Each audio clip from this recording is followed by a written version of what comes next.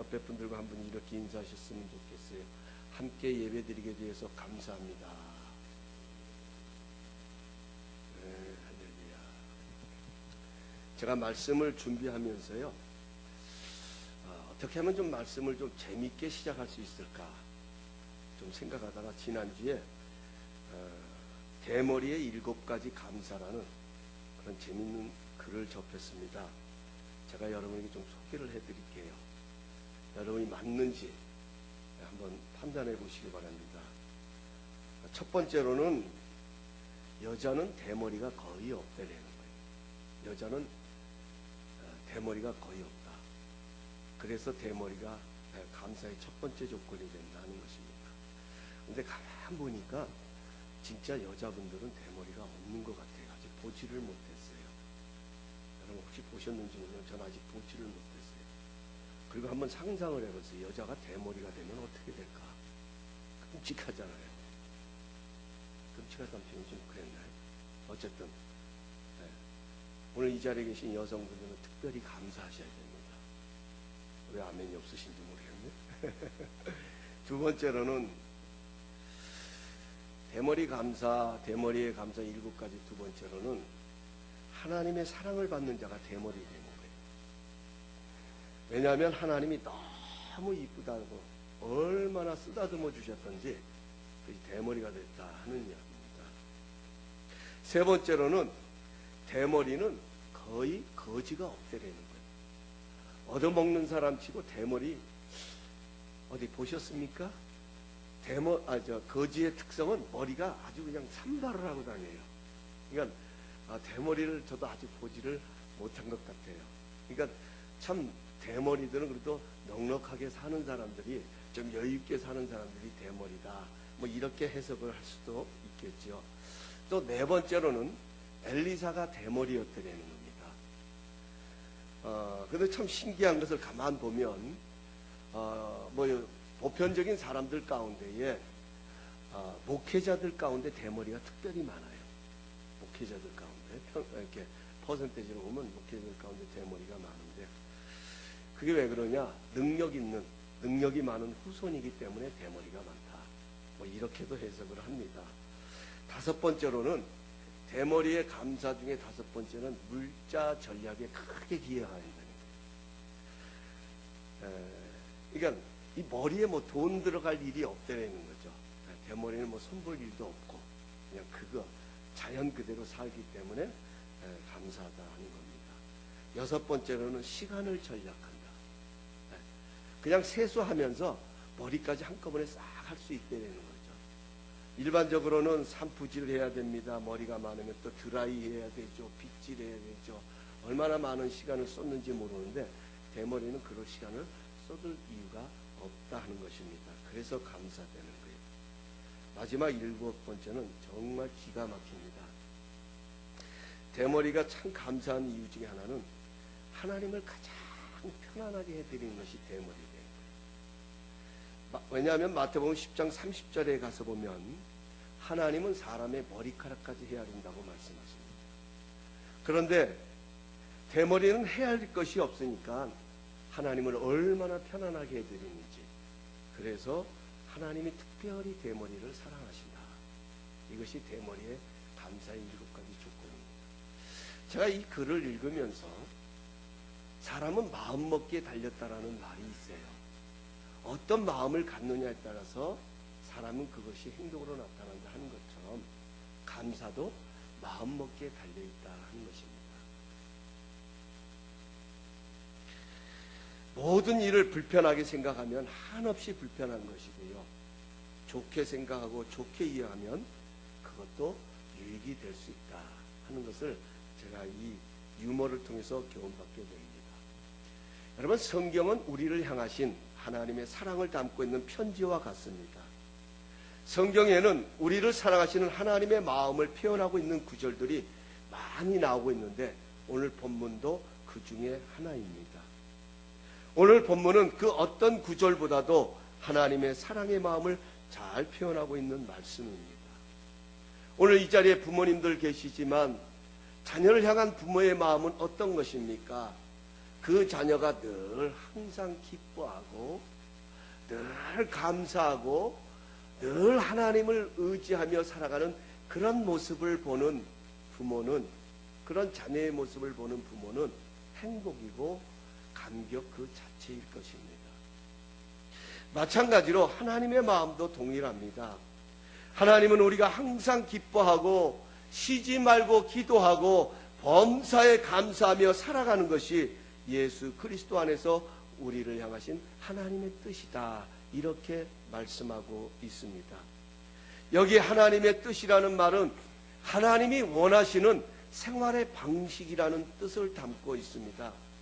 하나님은 우리가 항상 기뻐하고 모든 일에 감사하며 살기를 원하십니다. 그러나 하지만 우리는 항상과 이 모든 일이라는 이 시각적인 단어 때문에 이러한 하나님의 마음을 부담스러워하는 것도 사실입니다. 사실 우리의 삶은 항상 기뻐하는 일만 주어지는 것은 아닙니다. 어떨 때는 힘든 상황도 주어집니다. 어떨 땐 가슴을 쥐어짜는 고통을 만날 때도 있습니다. 과연 이럴 때도 감사하고 기뻐하는 것이 가능하냐는 것, 이것이 바로 감사에 대한, 하나님의 마음에 대한 우리의 질문일 수도 있을 것입니다. 왜 하나님은 우리가 범사에 모든 일에 감사하며 살아가기를 원하실까요? 분명히 하나님은 우리의 모든 상황을 아십니다. 우리의 머리카락까지 세신 바 될 정도로 우리의 인생의 삶을 섬세하게 돌보고 계신 하나님께서 모든 일에 감사하기를 원하실 때에는 분명히 감사하며 살아갈 수 있기에, 그 감사함 속에 또 다른 하나님이 주시는 능력이 있기에 범사에 감사라고 말씀하고 계십니다. 오늘 저는 왜 하나님께서 우리로 하여금 범사에 감사하라고 말씀하시는가 세 가지로 나누어 보려고 합니다. 첫 번째로, 감사는 우리가 예수님 안에 있다는 믿음의 증거이기 때문입니다. 오늘 성경을 보면 범사에 감사하라고 명령하시면서 한 가지 조건을 붙이셨습니다. 그 조건이 그리스도 예수 안에서라는 단어입니다. 이것을 메시지 성경은 이렇게 기록했습니다. 모든 일에든지 하나님께 감사하십시오. 이것이야말로 하나님께서 그리스도 예수 안에 있는 여러분에게 바라시는 생활 방식입니다. 여러분, 우리 사람들은요, 감사할 때 조건을 찾습니다. 감사의 조건이 있을 때 감사하지요. 예를 들면 사업이 잘 된다든지, 아니면 계획하던 일들이 잘 풀린다든지, 아니면 내가 건강하다든지, 우리 자녀들이 공부를 잘한다든지, 우리가 좋은 집에 살다든지, 이러한 조건이 있을 때 우리는 감사하게 됩니다. 이것을 너무나도 잘 아시는 하나님께서 우리가 모든 일에 감사할 수 있는 조건을 주셨는데, 그 조건이 바로 예수님 안에 있기 때문이라고 말합니다. 여기 예수님 안이라는 말은 예수님 안에 있음으로 주어지는 능력을 말하는 것입니다. 그렇다고 하면 예수님 안에 있는 능력이 무엇일까요? 도대체 예수님 안에서 우리에게 주어지는 능력이라고 하는 것이 어떤 것일까요?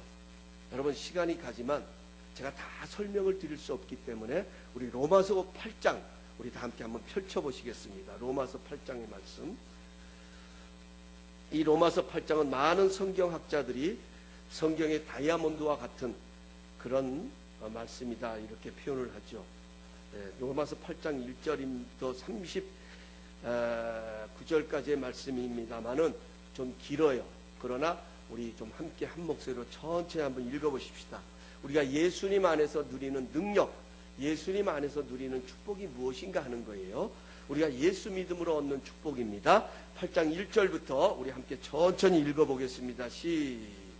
다 찾으셨나요? 찾으셨으면 아멘. 249면입니다. 시작. 그러므로 이저 그리스도 예수 안에 있는 자에게는 결코 정죄함이 없나니 이는 그리스도 예수 안에 있는 생명의 성령의 법이 죄와 사망의 법에서 너를 해방하였습니다. 율법이 육신으로 말미암아 연약하여 할 수 없는 그것을 하나님은 하시나니 곧 죄로 말미암아 자기 아들을 죄 있는 육신의 모양으로 보내어 육신의 죄를 정하사 육신을 따르지 않고 그 영을 따라 행하는 우리에게 율법의 요구가 이루어지게 하려 하심이니라. 육신을 따르는 자는 육신의 일을, 영을 따르는 자는 영의 일을 생각하나니 육신의 생각은 사망이요 영의 생각은 생명과 평안이니라. 육신의 생각은 하나님과 원수가 되나니 이는 하나님의 법에 굴복하지 아니할 뿐 아니라 할 수도 없음이니라. 육신에 있는 자들은 하나님을 기쁘시게 할 수 없느니라. 만일 너희 속에 하나님의 영이 거하시면 너희가 육신에 있지 아니하고 영에 있나니 누구든지 그리스도의 영이 없으면 그리스도의 사람이 아니니라. 또 그리스도께서 너희 안에 계시면 몸은 죄로 말미암아 죽은 것이나 영은 의로 말미암아 살아 있는 것이니라. 예수를 죽은 자 가운데서 살리신 이의 영이 너희 안에 거하시면 그리스도 예수를 죽은 자 가운데서 살리시니가 너희 안에 거하시는 그의 영으로 말미암아 너희 죽을 몸도 살리시니라. 그러므로 형제들아 우리가 빚진 자로 돼 육신에게 져서 육신대로 살 것이 아니라 너희가 육신대로 살면 반드시 죽을 것이로되 영으로서 몸의 행실을 죽이면 살리니 무릇 하나님의 영으로 인도함을 받는 사람은 곧 하나님의 아들이라. 너희는 다시 무서워하는 종의 영을 받지 아니하고 양자의 영을 받았으므로 우리가 아빠 아버지라고 부르짖느니라. 성령이 친히 우리의 영과 더불어 우리가 하나님의 자녀인 것을 증언하시나니 자녀이면 또한 상속자 곧 하나님의 상속자요 그리스도와 함께한 상속자니 우리가 그와 함께 영광을 받기 위하여 고난도 함께 받아야 할 것이니라. 생각한 것에 현재의 고난은 장차 우리에게 나타날 영광과 비교할 수 없도다. 피조물이 고대하는 바는 하나님의 아들이니 나타나는 것이니 피조물이 허무한데 굴복하는 것은 자기의 뜻이 아니요 오직 굴복하게 하시는 이로 말미암으니라. 그 바라는 것은 피조물도 썩어짐의 종로를 한 데서 해방되어 하나님의 자녀들의 영광의 자유에 이르는 것이니라. 피조물이 다 이제까지 함께 탄식하며 함께 고통을 겪고 있는 것을 우리가 아느니라. 그뿐 아니라 또한 우리 곧 성령의 처음 익은 열매를 받은 우리까지도 속으로 탄식하여 양자될 것 곧 우리 몸의 속량을 기다리니라. 우리가 소망으로 구원을 얻었음에 보이는 소망이 아니니 보는 것을 누가 바라리요. 만일 우리가 보지 못하는 것을 바라면 참음으로 기다릴지니라. 이와 같이 성령도 우리의 연약함을 도우시나니 우리가 마땅히 기도할 바를 알지 못하나 오직 성령이 말할 수 없는 탄식으로 우리를 위하여 친히 간구하시느니라.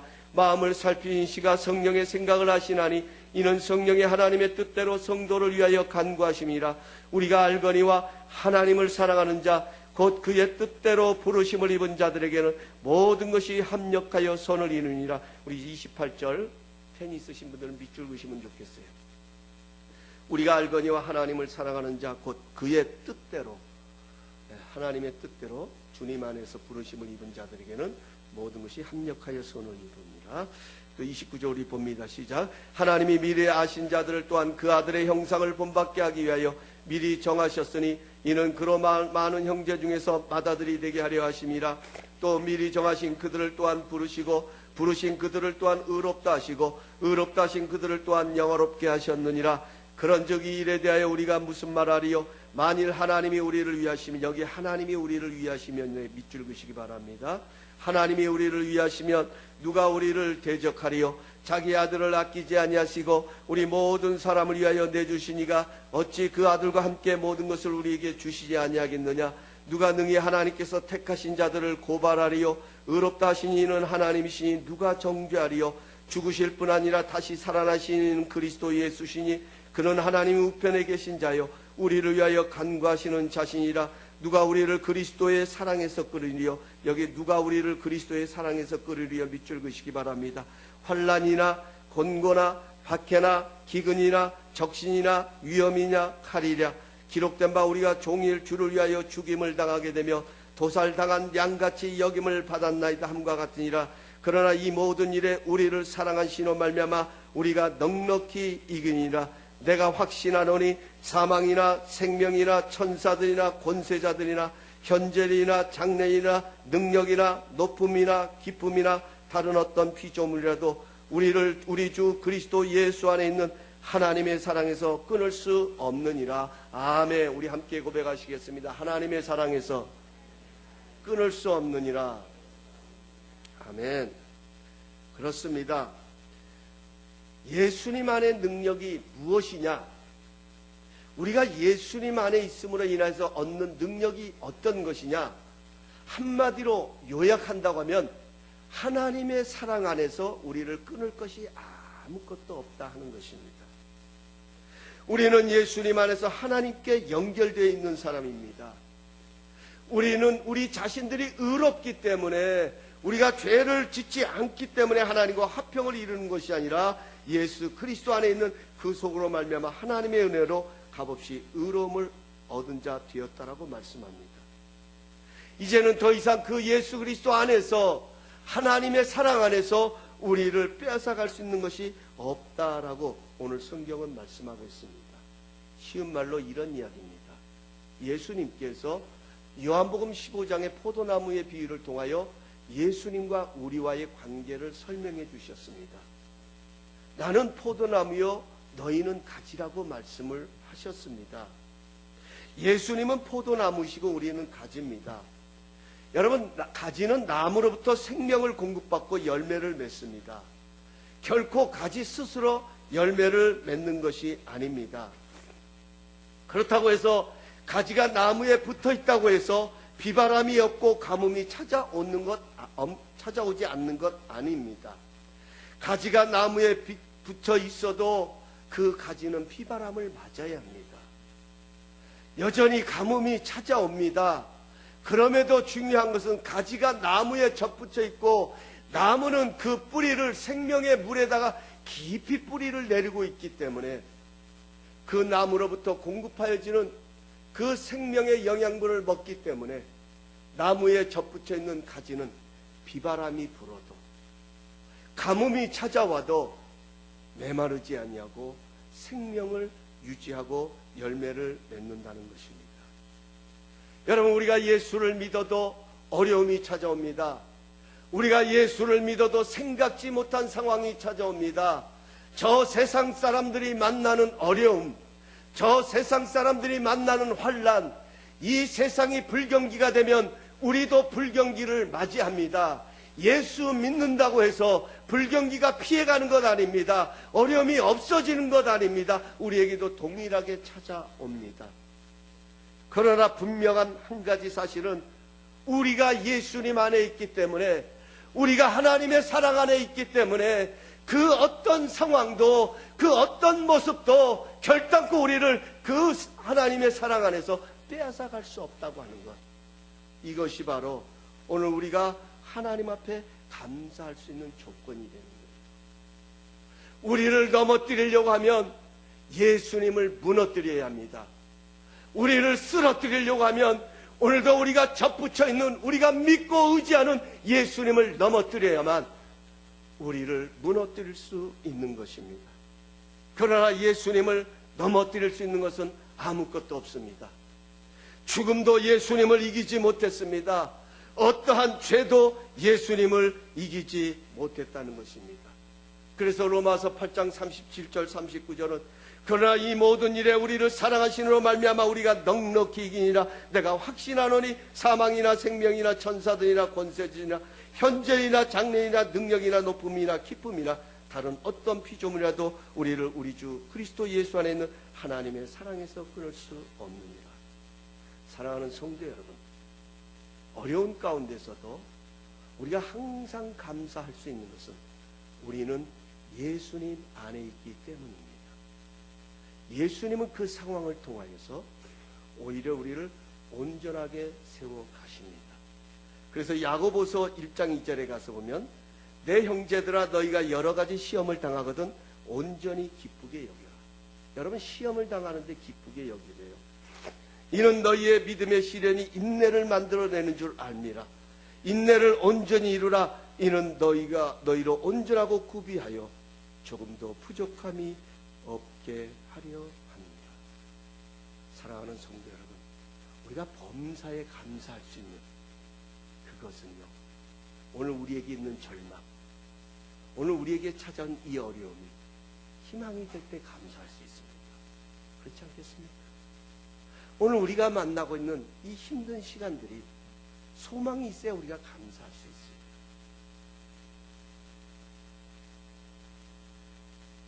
그런데 분명한 것은 오늘 성경, 그래서 우리는 감사할 수 있다. 왜냐? 우리는 예수님 안에서 새롭게 지어가는 존재이기 때문이라는 거예요. 사랑하는 자, 곧 그 뜻대로 부르심을 입은 자들에게 모든 것이 합력하여 선이 되느니라. 죽음의 상황도요, 절망의 상황도요, 우리를 사랑하시는 하나님의 사랑하심은 예수 그리스도 안에서 생명이 되게 하십니다. 이게 하나님의 사랑하심입니다. 이게 하나님의 선하심입니다. 우리가 의로워서 구원을 얻은 것이 아니라 우리가 죄인 되었을 때도 우리를 사랑하셨던 그 하나님의 사랑하심 때문에, 우리는 죄인의 모습으로 살아가는 그 모습 속에서도 하나님께서는 하나님의 사랑 안에서 우리가 새롭게 지음받은 존재가 될 것을 바라보셨기 때문에 우리를 구원하셨다는, 이것이 우리가 믿는 믿음이에요. 이것이 우리가 예수님 안에서 누리는 축복이에요. 사랑하는 성도 여러분, 우리가 보여지는 상황은 끝자락 같은 절망의 상황이었지만 하나님께서는 그것을 선으로 바꾸셔서 오히려 또 다른 사람들을 세워가시는 그런 하나님의 모습, 하나님의 사랑하심이 예수님 안에 담겨져 있다는 것입니다. 여러분, 우리 교회를 보면서 무엇으로 인하여 우리가 감사할 수 있겠습니까? 지금 우리에게 주어진 이 어려운 상황을 인하여 어떻게 우리가 하나님께 감사할 수 있겠습니까? 내가 지금 이 가슴에 쥐어짜면서 내 가슴을 움켜쥐면서 가는 이 아픔, 어떻게 감사할 수 있겠습니까? 그것은, 이것이 예수 그리스도 안에서 합력하여 선이 되고 예수님 안에서 우리가 새롭게 지어져 가고 예수님 안에서 우리가 새로운 소망을 얻게 되어진다는 이 사실 앞에 우리는 이러한 상황 속에서도 감사할 수 있다는 것입니다. 이게 하나님의 메시지예요. 우리는 내가 가진 것 때문에 감사하려고 하지만 하나님은 아니, 예수님 안에서 우리는 어떠한 상황 속에서도 항상 감사할 수 있다는 겁니다. 두 번째로, 감사는 우리가 하나님을 힘입고 있다는 증거를 있는 겁니다. 감사는 상황이 좋다고만 해서 할 수 있는 것 아닙니다. 아무리 좋은 집에 살고 아무리 좋은 차를 타고 다녀도 원망과 불평 속에 살아가는 사람 많습니다. 감사는 하나님을 힘입어 하는 것입니다. 그래서 골로새서 3장 15절은 이렇게 말씀합니다. 그리스도의 평강이 너희 마음을 주장하게 하라. 너희는 평강을 위하여 한 몸으로 부르심을 받았나니 너희는 또한 감사하는 자가 되라. 또 골로새서 3장 17절에 이렇게 말씀하십니다. 또 무엇을 하든지 말에나 일에나 다 주 예수의 이름으로 하고 그를 힘입어 하나님 아버지께 감사하라. 여기 그를 힘입어라는 말을 그를 의지해서라는 말입니다. 감사는 내 힘으로 하는 것이 아니라 하나님을 힘입을 때 할 수 있는 것입니다. 사무엘상 30장 67절에 가서 보면 다윗이 시글락으로 돌아와 보니 아말렉이 쳐들어와서 모든 집과 재산을 다 태워버리고 처와 자신들을 노예로 팔기 위해 포로로 데려가는 장면이 나옵니다. 하루아침에 삶의 터전이 다 무너져 버린 거예요. 이것을 바라본 다윗은 절망할 수밖에 없었죠. 뿐만 아니라 다윗과 함께했던 부하들, 이 자신들의 모든 삶의 터전이 무너진 것을 보고 이것은 다윗 때문이다, 이것은 우리의 지도자가 잘못했기 때문에 이런 상황이 일어났다 하는 그런 마음을 가지고 그런 생각이 자리 잡게 되어지니까 그들은 돌을 들어서 다윗을 돌로 치어 죽이려고 했습니다. 얼마나 다윗의 마음이 다급했겠습니까? 얼마나 다윗의 마음이 답답했겠습니까? 그래서 성경에 가서 보면 이렇게 말씀하고 있습니다. 다윗은 하나님을 힘입어 용기를 얻었더라, 이렇게 말합니다. 하나님을 힘입어. 여기 하나님을 힘입었다는 건 하나님을 의지했다는 거예요. 하나님을 의지했다는 말은 그 순간, 그 시간, 그 상황 속에서 하나님을 생각했다는 거예요. 나를 이 상황 속에서 건져줄 수 있는 분은 하나님이시다. 절대절명의 위기 속에서 나를 구원하여 주실 분도 하나님이시다. 나를 이렇게 이곳까지 인도하신 분도 하나님이시다는 그 하나님에 대한 생각을 갖게 되었을 때에 그의 마음속에 두려움도 사라지고 용기를 얻게 됐다는 것입니다. 그 안에 하나님 주시는 평안이 자리 잡게 되는 것입니다. 그렇습니다. 감사는 내가 하나님의 은혜로 살아가는 존재임을 깨닫게 될 때 우리는 감사할 수 있습니다. 그래서 감사는 하나님을 힘입어 하는 믿음의 행위의 증거라는 것입니다.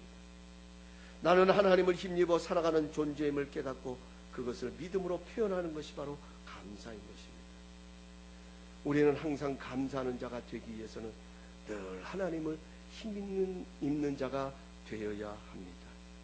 하나님을 생각하면, 그분을 의지하면 그분의 은혜가 보여지는 것입니다. 그 은혜가 우리의 삶을 승리로 이끌어갑니다. 마지막 세 번째로, 감사는 감사하는 만큼 삶을 더 풍성하게 만들기 때문에 항상 감사하라고 말씀합니다. 감사는 우리의 삶을 풍성하게 만드는 능력이 있습니다. 감사가 많으면 많을수록 삶은 더 윤택해지는 법입니다. 감사는 우리의 삶을 자족하게 하는 능력이 있습니다. 만족하게 하는 능력이 있습니다. 감사는 내게 주어진 상황을 존귀하게 여기는 능력이 있습니다. 사람은 좋은 것을 가져서 행복한 것이 아니라 그 좋은 것을 귀하게 여길 때 그 좋은 것도 풍성해지는 법입니다. 여러분 한번 생각해 보세요. 그래요. 내 곁에 가장 가까이 있는 사람이 얼마나 소중하고 귀중한 것을 깨닫고 한번 감사해 보십시오. 그러면 그 사람이 더 사랑스럽게 보여집니다. 그 사람이 내게 더 귀하고 존귀한 존재로 다가옵니다. 내 곁에 가장 가까이 있는 사람, 그 사람이 얼마나 소중한지를 모르고 있는 인생이 어떻게 진정한 기쁨을 누리며 살아갈 수 있겠습니까? 오늘 내게 주어진 건강, 오늘 내게 주어진 시간들, 오늘 내게 주어진 호흡들, 오늘 내게 주어진 모든 상황들, 이것들이 내게 있어서 감사가 되어질 때 이 모든 것들이 우리를 더 빛나게 만들고 우리를 더 존귀하게 만들고 우리를 더 가치 있게 만들어 간다는 것입니다. 이것이 바로 감사가 가져다주는 하나님의 능력인 것입니다. 그렇습니다. 지난 1년을 돌아보면 참 힘들고 어려움도 많았던 것 사실입니다. 그럼에도 감사하고 이 추수감사절이 풍성하게 느껴지는 것은 아무리 어렵고 힘들어도 아주 엎드려지지 않은 것이 감사하고요. 재정적으로 어려움이 있었지만 그래도 굶지 않은 것이 감사하고, 가정이 크게 행복하지는 못했지만 크게 불행하지 않은 것이 감사하고, 죽을 것 같이 힘들고 어려웠지만 죽지 않은 것이 감사하고, 많이 다치지 않고 많이 잃어버리지 않은 것이 감사하고, 감사하고 감사할 때 그 감사가 우리의 삶을 더 용기가 되고 힘이 되어진게 되는 것입니다. 사랑하는 성도 여러분, 감사는 주어지는 것이 아니라 발견하는 것이라고 말합니다. 이 말은 감사의 조건들은 우리 주변에 항상 존재한다는 것입니다. 그 감사를 발견하고 감사하면 할수록 삶은 더 풍성해지는 것입니다. 바로 거기에 하나님의 나라가 임하게 되는 것입니다. 이제 말씀을 맺겠습니다. 독일의 신학자 본 해퍼는 이 세상에서 그리스도인과 비그리스도인의 구별은 이 세상을 살아가면서 얼마나 기쁘게 그리고 감사하며 살아가느냐에 달려있다고 했습니다. 하나님은 우리의 믿음으로 우리를 판단하시고 평가하시지만 이 땅의 사람들은 우리가 얼마나 기뻐하며 얼마나 평안을 누리며 얼마나 감사하며 사느냐로 우리의 삶을 평가한다는 것입니다. 오늘 성경은 항상 기뻐하고 늘 기도하며 모든 일에 감사하는 것이 우리를 향하신 하나님의 뜻이라고 말합니다. 왜냐하면 감사는 기독교의 신앙을 설명하는 가장 핵심적인 믿음의 행위이기 때문입니다. 감사야말로 우리가 예수님 안에 있다는 믿음의 증거이기 때문입니다.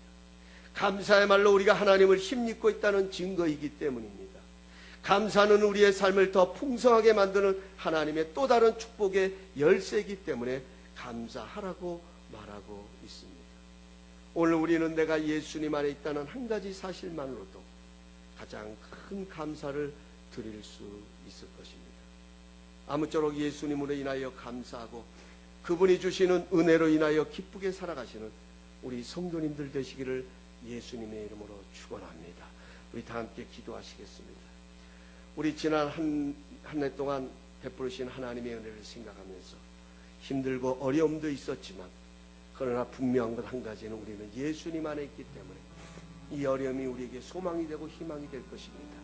합력하여 선을 이루시는 그분의 사랑하심 때문에 우리는 반드시 하나님의 영광을 드러내는 모습이 될 것입니다. 하나님, 우리에게 감사할 수 있는 믿음을 더하여 주옵소서. 우리가 더욱더 예수님 안에 거하는 감사의 사람이 되게 하여 주시고 더욱더 하나님을 힘입는 감사의 사람이 되게 해달라고, 무엇보다 우리의 삶의 감사가 더 넘쳐남으로 풍성한 감사의 삶을 살아갈 수 있도록 우리 잠시 합심하여 한번 통성으로 기도합니다.